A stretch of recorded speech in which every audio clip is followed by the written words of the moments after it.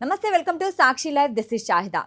కాలుష్యం, మారుతున్న వాతావరణం, మారుతున్న జీవన శైలి, స్మార్ట్ ఫోన్ వినియోగం ఇవన్నీ కలిపి మన చెవి, ముక్కు, గొంతు అనే వీటి ఆరోగ్యంపై ప్రభావం చూపుతున్నాయి. అయితే ఇప్పుడు ప్రజల్లో సామాన్యంగా వస్తున్న ఈఎన్టీ ప్రాబ్లమ్స్ ఏంటి, వాటి నుంచి మనం ఎలా రక్షించుకోవాలి అనే అంశం మీద ఈరోజు మనం మాట్లాడుకుందాము.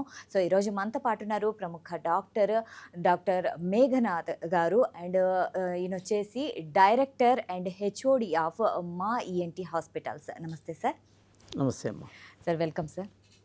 థ్యాంక్ యూ సార్, ఫస్ట్ ఈ మధ్య కాలంలో అంటే మీరు మీ హాస్పిటల్లో చూస్తున్న సాధారణ ఈఎన్టీ ఏదైతే ప్రాబ్లమ్స్ కోసం వస్తుంటారో, సో అవి ఏంటివి సార్? ముఖ్యంగా అంటే మనం హాస్పిటల్లో చూసే 30% ఇన్ఫెక్షన్స్ ముఖ్యంగా ముక్కులో ఉంటాయి, గొంతు. ఇన్ని కామన్ కోల్డ్ అంటాము, లేదా ఎక్యూట్ వైరల్ కటార్ అంటాము. ఈ ఎక్యూట్ వైరల్ కటార్లో ఉండే లక్షణం ఏంటంటే ముక్కులో జలుబు, గొంతులో గొంతు నొప్పి, లంగ్స్లో ఇన్ఫెక్షన్ వచ్చినప్పుడు దగ్గు. ఈ మూడు చూస్తాం అన్నమాట. ఇది వైరల్ ఇన్ఫెక్షన్కి ఒక ప్రత్యేకమైనటువంటి లక్షణం. అదే గొంతులో బ్యాక్టీరియల్ ఇన్ఫెక్షన్ అనుకుంటే గొంతు నొప్పి మాత్రమే ఉంటుంది, జలుబు ఉండదు, దగ్గు ఉండదు. ఏదో 4-5 రోజుల తర్వాత అది లంగ్స్కి పాకినప్పుడు దగ్గు రావచ్చు, కానీ ముఖ్యంగా ఏదో ఒక ప్రాంతంలోనే, అంటే ముక్కు, గొంతు లేదా లంగ్స్ ఏదో ఒక చోటే ఉంటుంది బ్యాక్టీరియల్ ఇన్ఫెక్షన్. వైరల్ ఇన్ఫెక్షను ఒక చోట మొదలైనప్పటికీ కొన్ని గంటల్లోనే మిగతా భాగాలకు కూడా పాకుతుంది. సో ఇది టిపికల్గా ఇది వైరల్ ఇన్ఫెక్షన్. ఇలాంటి వైరల్ ఇన్ఫెక్షన్లో తెలియక చాలామంది యాంటీబయాటిక్ మందులు వాడుతూ ఉంటారు. వైరల్ ఇన్ఫెక్షన్కి యాంటీబయాటిక్ వాడితే ఉపయోగం లేదు. యాంటీబయాటిక్స్ బ్యాక్టీరియల్ ఇన్ఫెక్షన్కి పనిచేస్తాయి, వైరల్ ఇన్ఫెక్షన్లో దానికి ఏమాత్రం రోల్ లేదు. పైగా యాంటీబయాటిక్స్ వల్ల వచ్చేటువంటి మినిమల్ సైడ్ ఎఫెక్ట్స్ అనేవి ఉంటాయి. రెండవ ప్రాబ్లం ఏంటంటే శరీరంలో ఉన్నటువంటి మిగతా మనకి మేలు చేసే బ్యాక్టీరియా ఈ యాంటీబయాటిక్ వల్ల చనిపోయే ప్రమాదం ఉంటుంది. సో అంచేత వైరల్ ఇన్ఫెక్షన్స్కి యాంటీబయాటిక్ మందులు వాడకూడదు. వైరల్ ఇన్ఫెక్షన్ ఎలా గుర్తించాలి అంటే వైరల్ ఇన్ఫెక్షను వచ్చిన కొన్ని గంటల్లోనే ముక్కు, గొంతు, ఊపిరితిత్తులకి పాకుతుంది. సార్, ఇప్పుడు యూత్ ముఖ్యంగా హియరింగ్ ప్రాబ్లమ్స్ ఫేస్ చేస్తున్నారు. ముఖ్యంగా చూసుకుంటే హెడ్ ఫోన్స్, పెద్ద పెద్ద సౌండ్స్ పెట్టుకొని వాళ్ళు వింటున్నారు. దీనివల్ల ఎలాంటి ప్రాబ్లమ్స్ వస్తాయి? పెద్ద పెద్ద సౌండ్ పెట్టుకుని హెడ్ ఫోన్స్ వినడం, మీరు చెప్తున్నది పాయింట్ కరెక్టే అమ్మా, అది మంచిది కాదు. ఇంకా మేజర్ ప్రాబ్లం ఎక్కడో చెప్తాను నేను.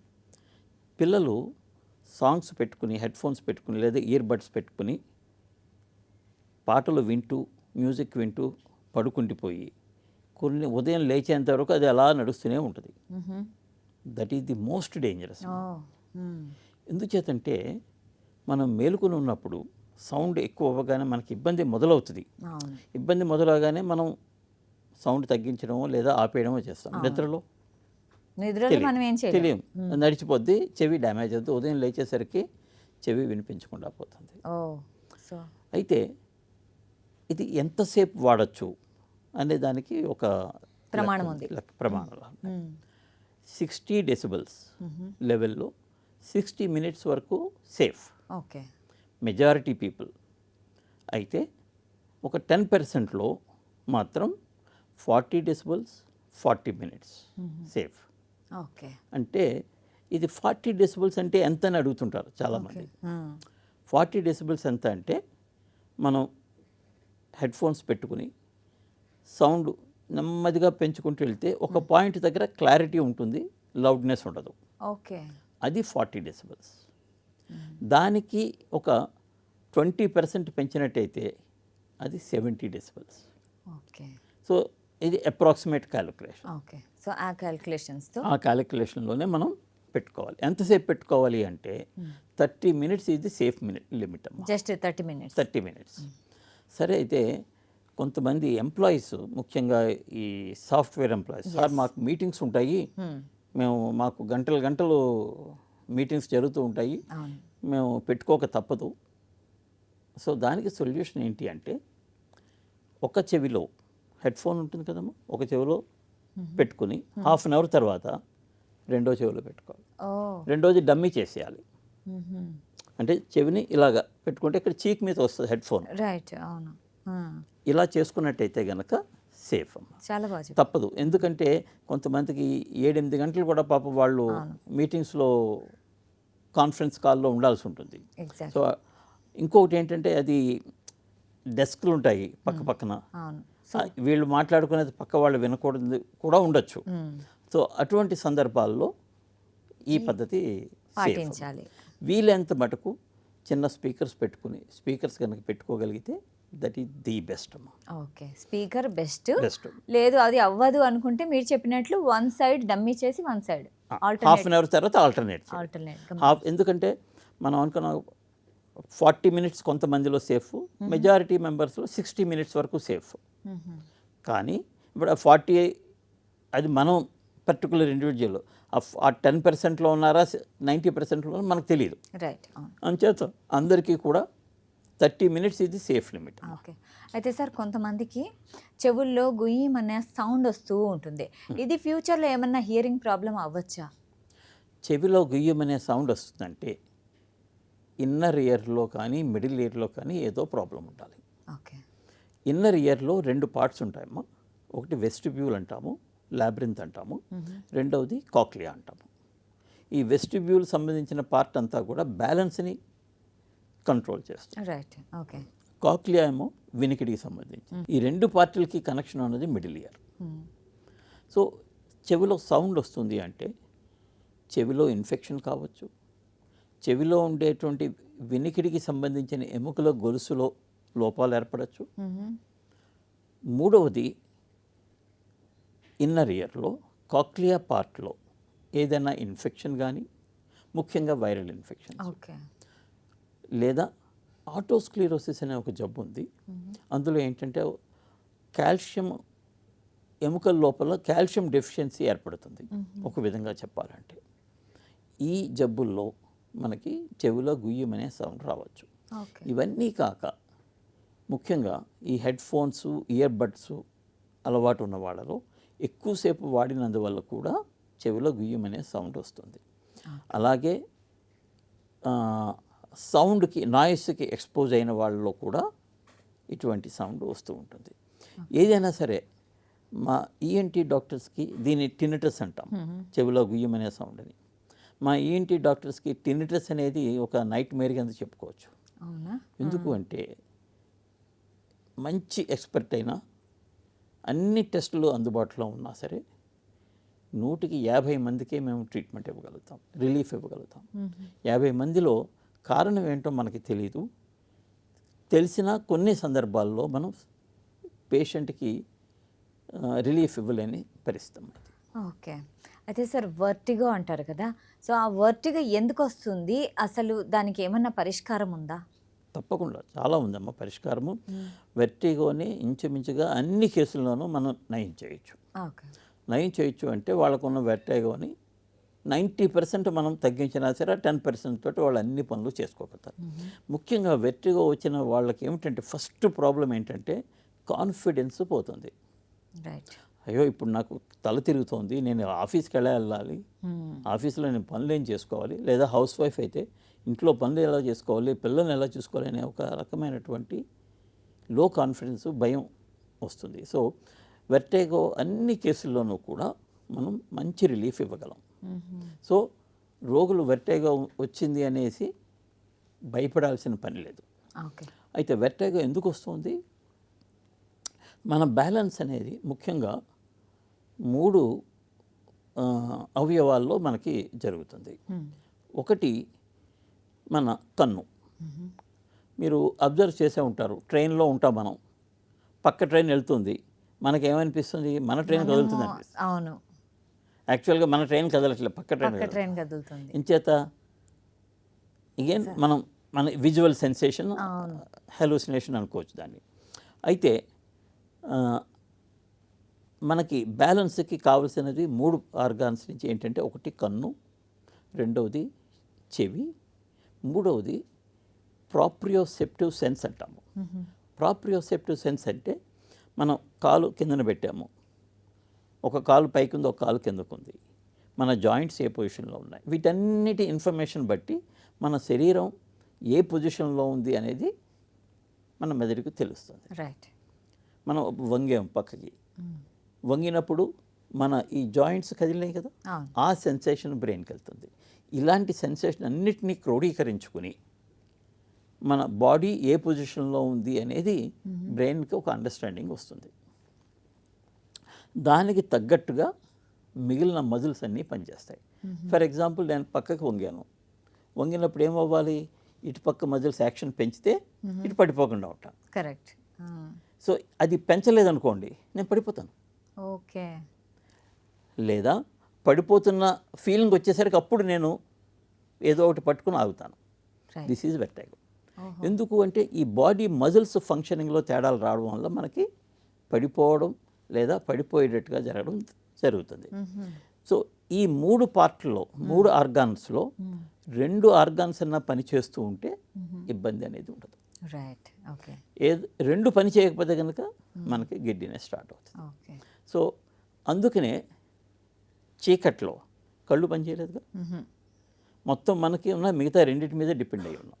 ఏంటి, చెవి, ఇన్నర్ ఇయర్, తర్వాత ప్రాప్రియోసెప్టివ్ సెన్స్ అంటే బాడీ జాయింట్స్ నుంచి వచ్చేటువంటి sensation. Okay.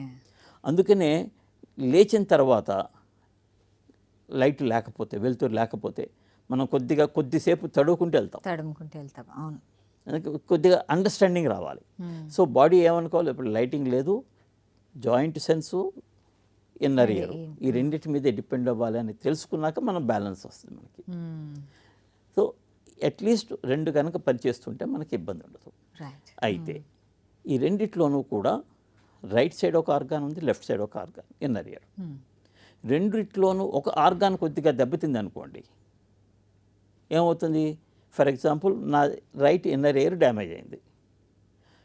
Right inner ear నుంచి బ్రెయిన్కి వెళ్ళే సెన్సేషన్ తగ్గిపోయింది, లెఫ్ట్ నుంచి నార్మల్గా వెళ్ళింది. ఆ ఇంబ్యాలెన్స్, కంటిలో నుంచి ఏమో ఒక రకమైన సెన్సేషన్ వస్తుంది, ఏది బ్యాలెన్స్గా ఉంది అని వస్తుంది, కానీ ఇయర్లోంచి వేరే రకమైన సెన్సేషన్ వస్తుంది. ఈ మిస్ మ్యాచే కళ్ళు తిరగడం. సో ఈ మిస్ మ్యాచ్ అని మేము రెక్టిఫై చేస్తాం. ఓకే. అది ఎక్కడ మిస్ మ్యాచ్ ఉంది అనేది ఐడెంటిఫై చేసి కొన్ని డయాగ్నోస్టిక్ ప్రొఫైల్ అని ఉంటుంది. ఓకే. ఆ మిస్ మ్యాచ్ని రెక్టిఫై చేస్తాం. ఇంకొకసారి ఏమవుతుందంటే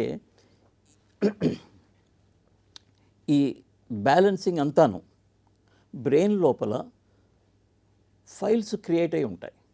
మన డేటా సాఫ్ట్వేర్లో ఎలా ఉంటుందో బ్రెయిన్ లోపల కూడా ఇంచుమించు అలానే ఉంటుంది. ఒక్కొక్కసారి ఈ డేటా కరప్ట్ అయిందనుకోండి, అగైన్ మిస్ మ్యాచ్. సో అప్పుడు ఏం చేస్తాము, మేము ఎక్సర్సైజెస్ చెప్తాము.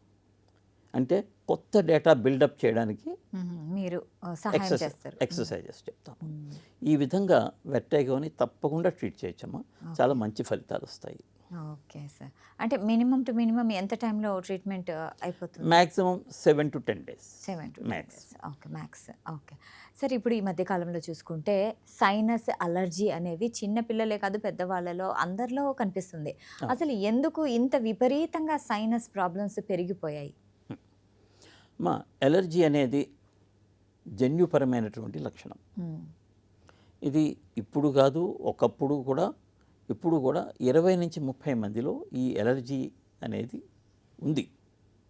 అయితే ఈ జన్యుపరమైనటువంటి ఎలర్జీ లక్షణం డిఈపి అంటాము. వాతావరణంలో డిఈపి అనే ఒక కెమికల్ కనుక ఎక్కువగా ఉన్నట్టయితే ఎలర్జీ యొక్క ప్రకోపం పెరుగుతుంది. సో ఇప్పుడు మీరు అబ్జర్వ్ చేస్తుంటే కోవిడ్ టైంలో లాక్డౌన్ ఉన్నప్పుడు డీజిల్ వెహికల్స్ ఎక్కువగా తిరగలేదు. మేము ఎలర్జీ పేషెంట్స్ అందరూ హ్యాపీగా మా ఎలర్జీ తగ్గిపోయిందండి అన్న, సరే మందులు ఆపేయండి, మందులు ఆపించేసాం మేము. ఎంచేత మళ్ళీ డిఈపి పెరిగేంత వరకు వాళ్ళకి ఎలర్జీ రాదు. ఓకే. సో పట్టణ వాతావరణంలో డిఈపి అనేటువంటి ఒక కెమికల్ వల్ల మనకి ఉన్న ఎలర్జీ ఎక్స్ప్రెస్ అవుతుంది. ఎలర్జీ లేని వాళ్ళకి డిఈపి వల్ల ఎలర్జీ రాదు. ఓకే. ఓకే. అంటే ఎలర్జీని ఎక్స్ప్రెస్ చేయడంలో డిఈపి రోల్ ఉంటుంది. అయితే ఎలర్జీ ఏమిటి అంటే చాలా మన వాతావరణంలో ఉన్నటువంటి ముఖ్యంగా ప్రోటీన్ మాలిక్యూల్స్కి ఎలర్జీ వస్తుందమ్మా. ఇది పోలెన్ కావచ్చు, అంటే మొక్కలు ఎక్కువ ఉన్న చోట. ఉన్న చోట. అమ్మా ఇక్కడ మొక్కలు ఎక్కువగా ఉన్న చోటే ఎలర్జీ వస్తుందని లేదమ్మా. ఎందుకంటే ఈ ట్రీ పోలెన్ ఇంచుమించుగా 10 కిలోమీటర్ల వరకు ట్రావెల్ చేస్తాయి. అవును, గాలిలో వ్యాప్తి చెందుతూ ఉంటాయి అవి. సో అంచేత ఇక్కడ నా చుట్టుపక్కల ఎక్కడ చెట్లు లేవండి అయినా నాకు ఎలర్జీ వస్తుంది అంటారు. పోలెన్ ఎలర్జీ ఉంటుంది. ఎక్కడి నుంచి అంటే ఎక్కడి నుంచో వస్తాయి. సో పోలెన్ ఎలర్జీ అనేది కామన్. ఎలా సార్ మరి ఇప్పుడు ఇంట్లో ఉంటారు, ఆ డోర్లు విండోస్ అన్నీ లాక్ చేసుకున్నా కూడా పొద్దున్నే లేవగానే తుమ్ములు అట్లా వస్తూ ఉంటుంది కదా. మీరు ఎంత లాక్ చేసినా సరే పోలెన్ వస్తుంది లోపలికి. అవునా? చాలా ఫైనెస్ట్ పార్టికల్ కదా అది. అవును. సో ఈజీగా వస్తుంది. అదొకటి. రెండవది ఏంటంటే ఉదయాన్నే రావడానికి ఇంకొక ముఖ్యమైనటువంటి కారణం ఏంటంటే డస్ట్ మైట్స్ అంటాం అమ్మ. ఓకే. ఈ డస్ట్ మైట్స్ అనేవి చిన్న చిన్న ఇన్సెక్ట్స్ అమ్మ. అంటే భూతద్దంలో మైక్రోస్కోప్లో చూస్తేనే మీకు కనిపిస్తాయి. ఇవి ఎక్కడ ఉంటాయి అంటే మన మ్యాట్రెస్లో, పిల్లోస్లో, బెడ్షీట్స్లో ఉంటాయి. ఓకే. మ్యాట్రెస్లో ఎన్ని ఉంటాయి? మీ ఇంట్లో మ్యాట్రెస్ తీసి మైక్రోస్కోప్లో చెక్ చేస్తే కనీసం 1,00,000 డస్ట్ మైట్స్ ఉంటాయి. ఇవి చిన్న ఇన్సెక్ట్స్ అమ్మ. ఇవి ఎలా బతుకుతాయంటే మన చర్మం కొద్దిగా పొలుసుల కింద రాలిపోతూ ఉంటుంది. రైట్. అవును. అవి తిని బతుకుతాయి ఇవి. సో మన మంచం మీద ఒక 4 రోజులు పడుకోకపోతే డస్ట్ మైట్స్ చాలా మటుకు చచ్చిపోతాయి. కానీ మనం పడుకోగానే మళ్ళీ అవి వాటికి ఆహారం వస్తుంది. సో ఈ డస్ట్ మైట్స్ ఎక్కడ ఉన్నాయంటే ప్రపంచంలో ప్రతి మ్యాట్రెస్ మీద ఉన్నాయి. లేని మ్యాట్రెస్ అంటూ లేదు. అంటే కొత్త మ్యాట్రెస్ తెచ్చుకున్న వారం రోజుల్లో వచ్చేస్తాయి. మరి ఏంటి సార్ దీనికి సొల్యూషన్? లేదు. అయ్యో. ఒకే ఒక సొల్యూషన్ ఉందమ్మా. ఈ డస్ట్ మైట్ కవర్స్ అని మనకి అందుబాటులో ఉన్నాయండి. ఈ కవర్ లోపల నుంచి డస్ట్ మైట్ బయటికి రాలేదన్నమాట. మన మ్యాట్రెస్కి ఆ కవర్ లాంటిది వేసి అది జిప్ వేస్తాం అనమాట. జిప్ చేసేస్తే అది ఇంకా బయటికి రాలేవు. That is the only way. But the problem ఏంటంటే ఈ dust mite covers are a bit expensive. Mattress cost ఎంత ఉంటుందో ఇంచుమించుగా అంత ఉంటుంది. మనం పిల్లోస్కి వేసుకోవాలి, మ్యాట్రెస్కి వేసుకోవాలి. ఇలా చేసుకుంటే కదా డస్ట్ మైట్స్ మనం బయటపడవచ్చు. అది ప్రాక్టికల్గా అంతగా జరగట్లేదు. మేము మెడిసిన్స్ ఇచ్చి దాన్ని కంట్రోల్ చేస్తాము. అయితే మెడిసిన్స్ అయినా ట్రీట్మెంట్, ఇంకో ట్రీట్మెంట్ ఏం లేదా? దర్ ఇస్ ఇమ్యూనోథెరపీ అంటాము. లోపల నుంచి ఇమ్యూనిటీని మార్చేటువంటి ట్రీట్మెంట్ అనమాట. కరెక్టే సార్. అంటే ఈ ఎలర్జన్కి పర్టికులర్ ఎలర్జన్ ఏదో ఐడెంటిఫై చేసి అదే ఎలర్జన్ని చాలా తక్కువ డోసుల్లో ఇస్తాము. ఓకే. నాలుగు కింద వేసుకునే డ్రాప్స్ కింద ఇస్తాం అనమాట. అలా వారానికి ఒకసారి ఇచ్చినప్పుడు ఆ ఎలర్జన్కి సంబంధించిన యాంటీబాడీస్ని అది పెంపొందిస్తుంది, కిల్ చేస్తుంది. ఓకే. ఓకే. సో చాలా బాగా చెప్పారు సార్. ఎందుకంటే అసలు మాకు ఈ విషయాలే తెలియదు.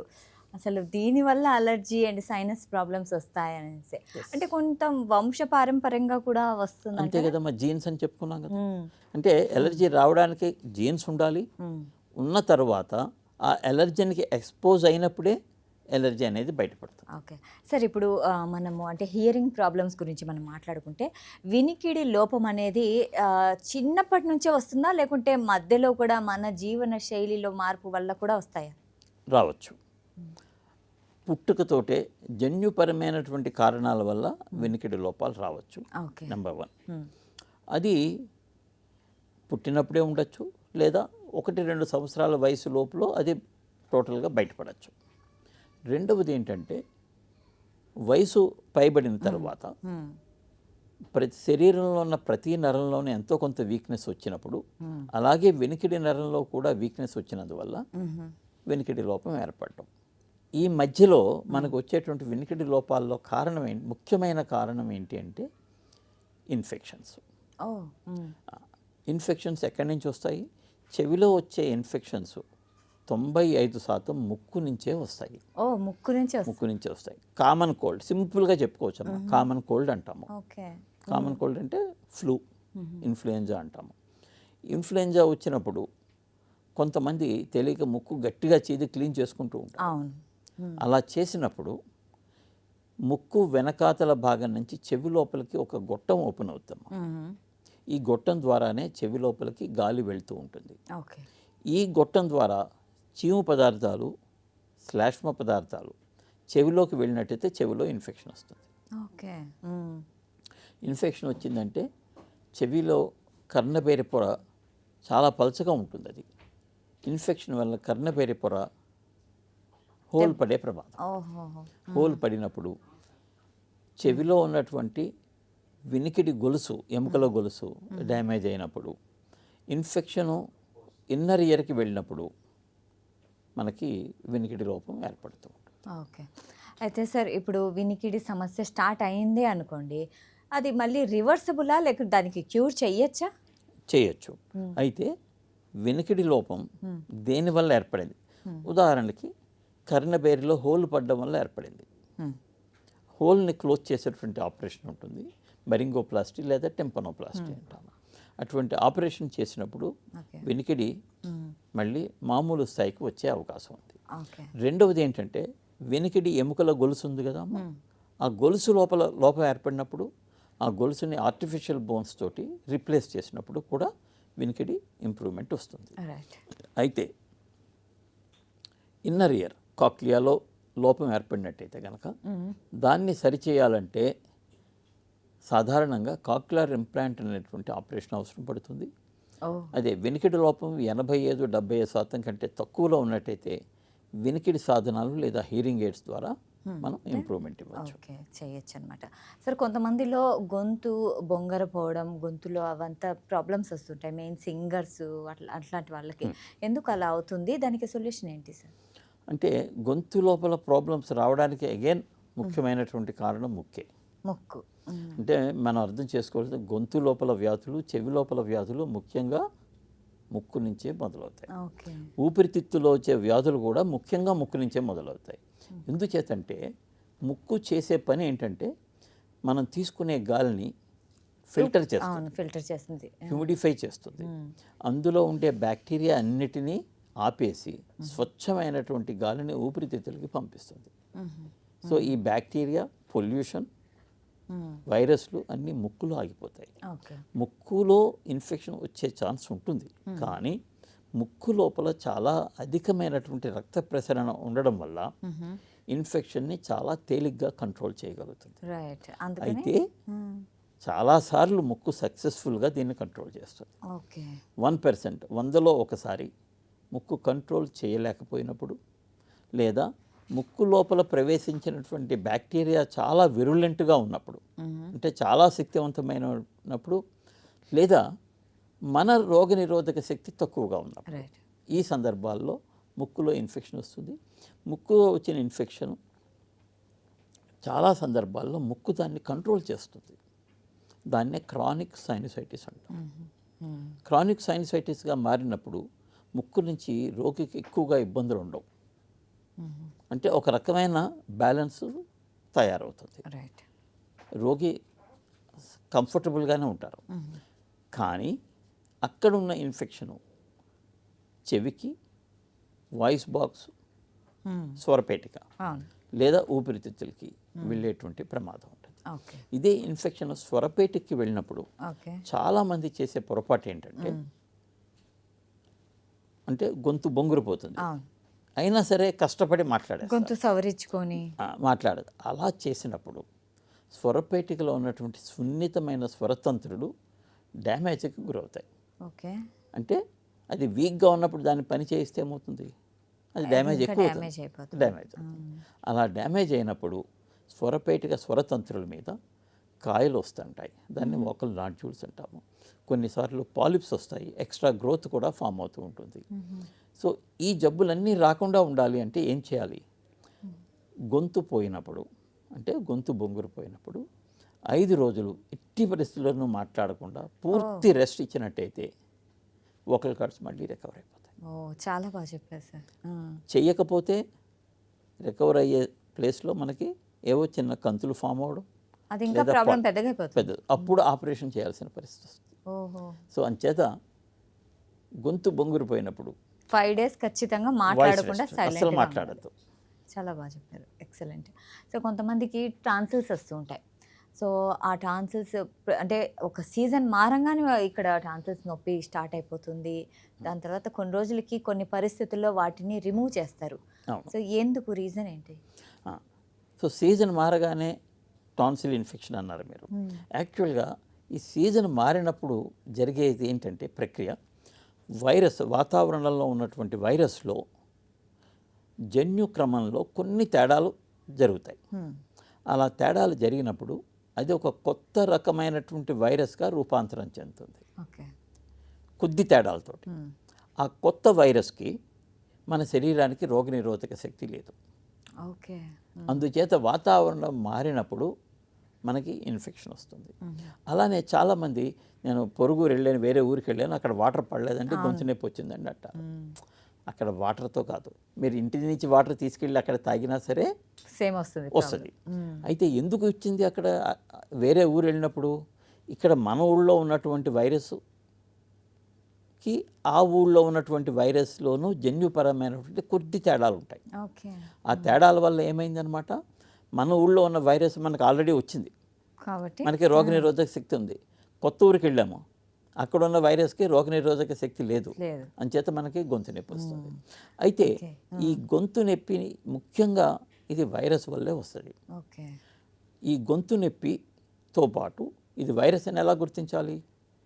కొద్దిగా జలుబు, కొద్దిగా దగ్గు మొదట మనం చెప్పుకున్నాం. ఆ విధంగా ఉన్నప్పుడు అది వైరస్ అనుకోవాలి. దానికి యాంటీబయాటిక్ మందులు వాడకూడదు. ఓకే. ఏం చేయాలి మరి? యాంటీవైరల్ మందులు వాడచ్చు. లేదా గోరువెచ్చటి నీళ్ళలో కొద్దిగా ఉప్పు కలిపి దాంతో నోరు గొంతు పుక్కిలించి చూసేసినట్టయితే, వేడి నీళ్ళు ఆవిరి పట్టినట్టయితే ఈ వైరల్ ఇన్ఫెక్షన్ పెరగకుండా ఉంటుంది. నెమ్మదిగా అది 4-5 రోజుల్లో తగ్గిపోతుంది. 5 రోజుల తర్వాత కూడా తగ్గకపోయినట్టయితే అప్పుడు ఇది వైరస్ ఇన్ఫెక్షన్ బ్యాక్టీరియల్ ఇన్ఫెక్షన్గా మారిందని అర్థం చేసుకుని యాంటీబయాటిక్ మందులు డాక్టర్ల పర్యవేక్షణలో వాడాలి. అయితే సార్, ఇప్పుడు కొంతమంది టీచర్లు కానీ గాయకులు కానీ వాళ్ళ గొంతు మీదే ఆధారపడి ఉంటుంది వాళ్ళ జీవనం అంతా. వాళ్ళు ఎలాంటి జాగ్రత్తలు తీసుకోవాలి? మీరు కూడా యాంకర్స్ కూడాను మీరు రోజంతా మాట్లాడుతూనే ఉండాలి. మేము కూడా ఓపీలో మేము పేషెంట్స్తో మేము చేయాల్సేది, మేము పేషెంట్కి ఎక్స్ప్లెయిన్ చేసేది ఎక్కువ టైం, యాక్చువల్గా ట్రీట్మెంట్ రాసే టైం తక్కువ ఉంటుంది. సో మనందరం కూడా చాలా ప్రొఫెషన్స్లో ఇవాళ పరిస్థితుల్లో ఎక్కువ మాట్లాడవలసిన అవసరం ఉంది.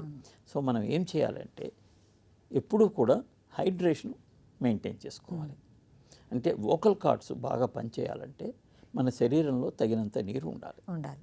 అందరికీ మేము చెప్పేది ఏంటంటే సింగర్స్కి ముఖ్యంగా, మీరు పాటలు పాడడానికి వెళ్ళడానికి 15 నిమిషాల ముందు ఒక 1/2 లీటర్ మంచినీళ్ళు తాగండి.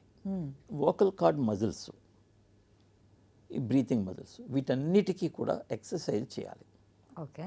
ఇది వాయిస్ మెయింటైన్ అవ్వడానికి కావాల్సిన ఎక్సర్సైజెస్ వేరే ఉంటాయి, అది యూట్యూబ్లో కూడా దొరుకుతాయి.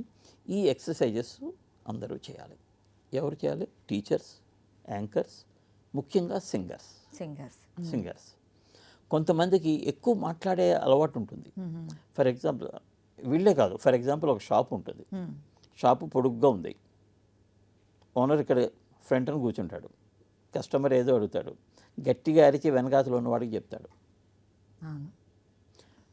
రోడ్డు పక్క షాప్ అనుకోండి, బయట నాయిస్ ఎక్కువ, ఇంకా గట్టిగా అరవాల్సి వస్తుంది. సో ఇలాంటి వాళ్ళందరూ కూడా ఎవరైతే వాయిస్ ఎక్కువసేపు మాట్లాడతారు, అలానే ఎక్కువ గట్టిగా మాట్లాడాల్సి వస్తుందో వాళ్ళందరూ దీనికి సంబంధించిన ఎక్సర్సైజెస్ రోజు ఒక 5 నిమిషాలు చేసినట్టయితే వారికి ఈ వాయిస్ సంబంధించిన ప్రాబ్లమ్స్ రావు. అంతేకాకుండా వారి యొక్క పాడినప్పుడు సింగర్స్ ముఖ్యంగా వారి మెలోడీ ఇంకా బాగా పెరుగుతుంది. ఓకే, సరే సార్. అయితే గురక అంటారు కదా, సో గురక ఇది చాలా సాధారణ సమస్య అని చాలామంది అనుకుంటారు. సో దీన్ని ఎలా ఇంకా ఖచ్చితంగా మనం డాక్టర్ దగ్గరికి వెళ్ళాలి అని ఏ లక్షణంతో మనము ఇంకా ముందుకెళ్ళాలి? చాలా మంచి క్వశ్చన్ అండి. That is the best question of the interview. Okay, thank you. అయితే చాలామంది గురక వస్తుందని కంగారు పడిపోయి వస్తుంటారు. అయితే ఎవరు కంగారు పడక్కర్లేదు. అంటే ఒక 6 గంటల నైట్ స్లీప్లో 2 నుంచి 3 గంటల వరకు గురక పెట్టినట్టయితే వాడు కంగారు పడక్కర్లేదు, ఓకే, అది నార్మల్. నార్మల్. అయితే ఇంకొకటి ఏంటంటే గురక పెడుతూ పెడుతూ మధ్యలో బ్రీతింగ్ ఆపేస్తున్నారు అనుకోండి, అది 10 సెకండ్ల కంటే ఎక్కువసేపు బ్రీతింగ్ ఆపేసినా డేంజరే. ఇంచేత ఆపేసిన సమయంలో రక్తంలో ఆక్సిజన్ శాతం తగ్గిపోతుంది. సో బ్రెయిన్కి ఆక్సిజన్ పోదు. బ్రెయిన్కి కాదు, హార్ట్కి కూడా. ఈ రెండు తట్టుకోలేవు తక్కువ ఆక్సిజన్. అదొకటి. మూడవది ఏంటంటే అయితే బ్రీతింగ్ ఎప్పుడైతే గంటకు 5 సార్లు కంటే ఎక్కువ సార్లు బ్రీతింగ్ ఆపేస్తారో వాళ్ళలో ఉదయం లేచిన తర్వాత తలనొప్పి రావడం, తర్వాత పని చేస్తున్నప్పుడు కూడా నిద్ర రావడం, పేపర్ చదువుతుంటే నిద్ర వచ్చేస్తూ ఉంటుంది, ఉదయం లేచిన తర్వాత ఇంకా ఏం పని చేయబోద్దు, ఇంకా పడుకోవాలనిపిస్తుంది. 6 గంటలు పడుకున్నారు, 7-8 గంటలు పడుకున్నా ఇంకా అంటే పడుకోవాలనిపిస్తుంది, వాళ్ళకి స్లీప్ కరెక్ట్గా ఉండదు. లేదు.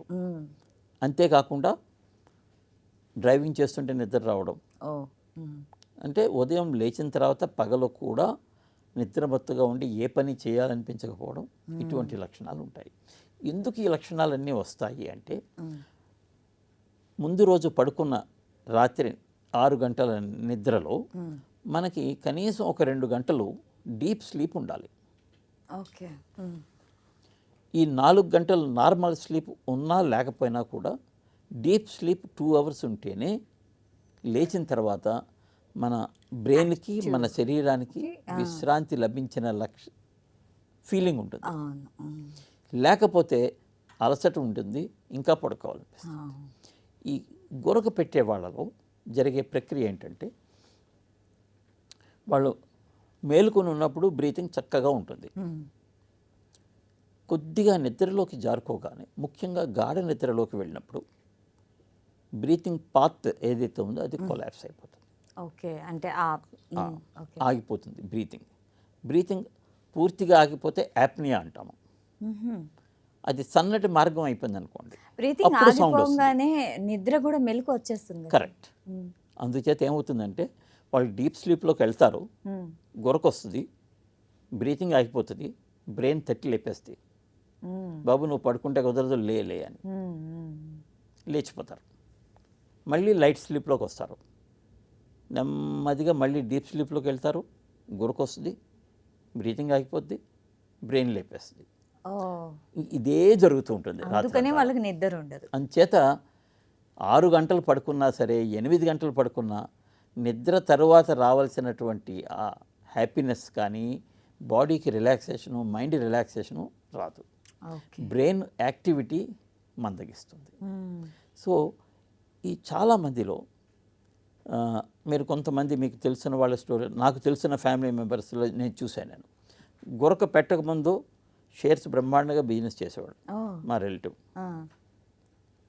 గురక పెట్టాడు, యాప్నియాలోకి వెళ్ళిపోయాడు, సో జడ్జిమెంట్ కెపాసిటీ తగ్గిపోయింది. Then he lost in the shares. అంటే బ్రెయిన్ దాని పని విత్తనం తగ్గిపోతుంది.